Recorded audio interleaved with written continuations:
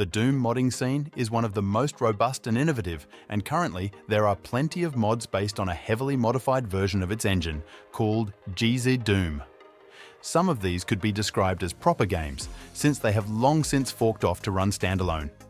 A few good examples of these are Adventures of Square, Chex Quest 3, Shrine, and Total Chaos. But this video is more concerned with Doom mods that are based on other video games. If you're unfamiliar with modding in general, this will probably be an eye-opening list. So let's get started.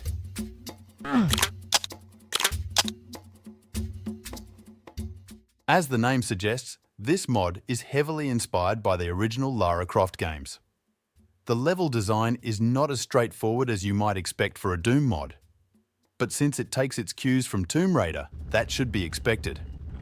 The traps are a bit annoying at first, and a lot of enemies are completely invisible. You can track them by their shadows, however.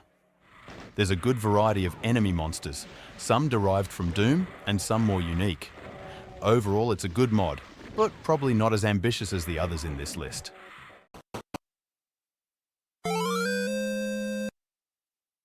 The Legend of Doom is based on the very first Zelda game for the NES.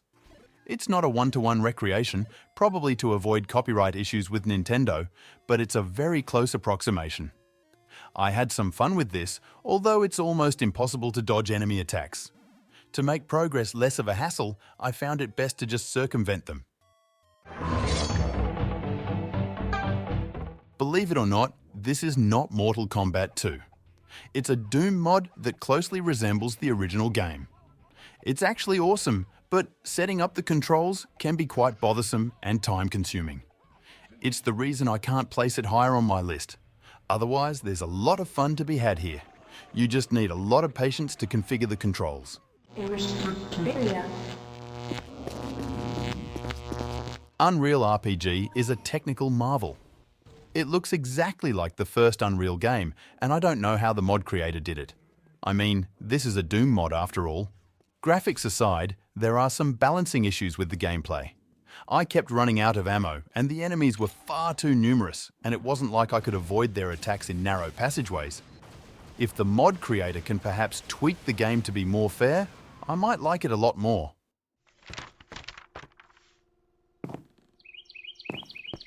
Brutal Minecraft Eternal is inspired by Minecraft, using much of its art style and world design, but that's where the similarity ends.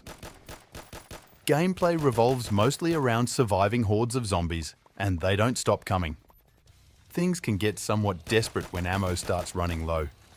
Don't get me wrong, it is a lot of fun to play.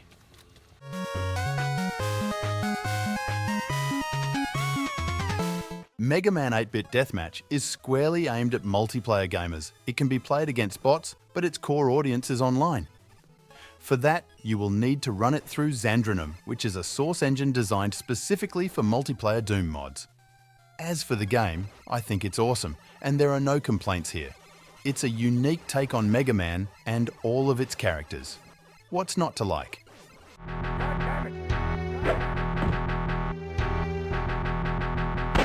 Batman Reborn is based on the classic 2D side-scroller for the NES, and it translates really well to the Doom engine. It has the same pick-up and play mechanics as the original, yet offers just as much challenge. If you like the NES version, you'll probably dig this mod as well.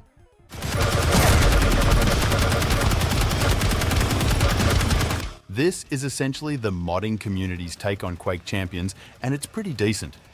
It has a great multiplayer component, just like Mega Man, but I actually enjoyed its single-player mode even more. The level design is top-notch in my opinion.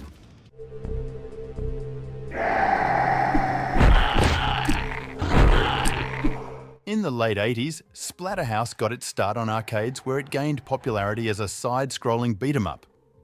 This mod aims to rekindle the novelty of that horror-filled experience in 3D.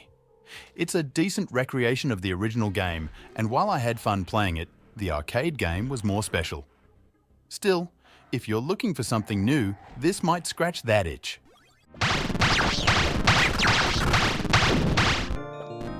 Hocus Pocus was released all the way back in 1994 for MS-DOS computers. It was one of the most popular platformers on the system, and this Doom mod gives that feeling of nostalgia. It perfectly captures the gameplay of the original, albeit in 3 dimensions. I absolutely love the vibrant colours and audio design, and you should definitely give this one a try. I'm not exactly sure on which Sonic game this mod is based on, but it doesn't really matter.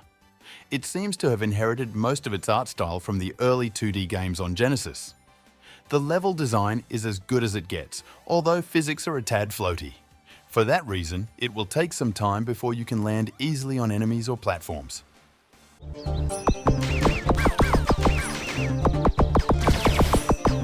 The Jackrabbit franchise was another awesome MS-DOS series that faded into relative obscurity. However, someone brought it back to life with this underrated mod. It's just so easy to play, and yet good reflexes and coordination are necessary to master the levels, which have great verticality to them. All in all, it comes highly recommended.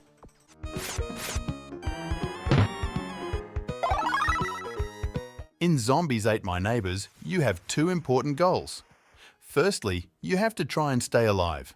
And secondly, you have to save enough of your neighbours to advance to the next level. It sounds simple, but that's easier said than done. Enemies have a nasty tendency to spawn right behind you. The mod works just like the original game on NES and Genesis.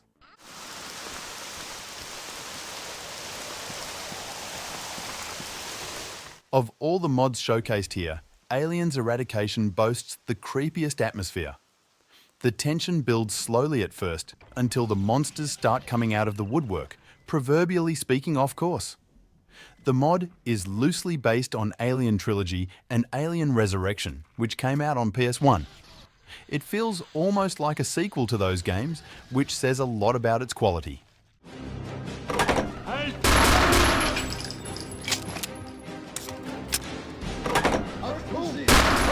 Wolfenstein 3D is considered by many to be the grandfather of first-person shooters, and this mod basically dials the action to 11. It speeds up enemy attacks, makes them more acrobatic, and makes it harder to stay alive. You'll be gritting your teeth and smiling at the same time. It's fun, but in a rather masochistic way.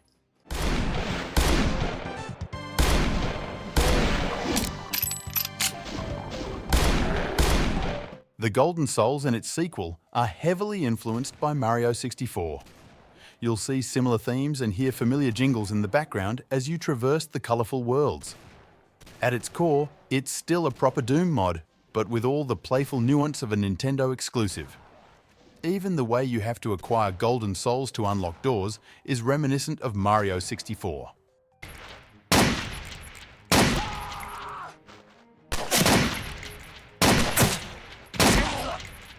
Blade of Agony is one of the best-looking Doom mods ever.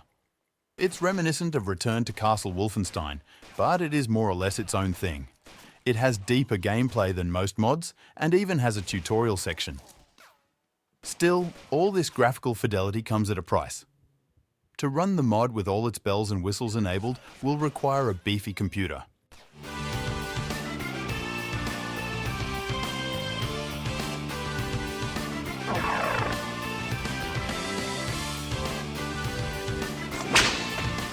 While not an official game, many people have heralded Simon's Destiny as the best Castlevania in over a decade. That's how good it is. And also, you have to wonder why Konami haven't taken inspiration from this mod. If the Resident Evil series can go first person, surely it would work for Castlevania as well. But that's it for this video.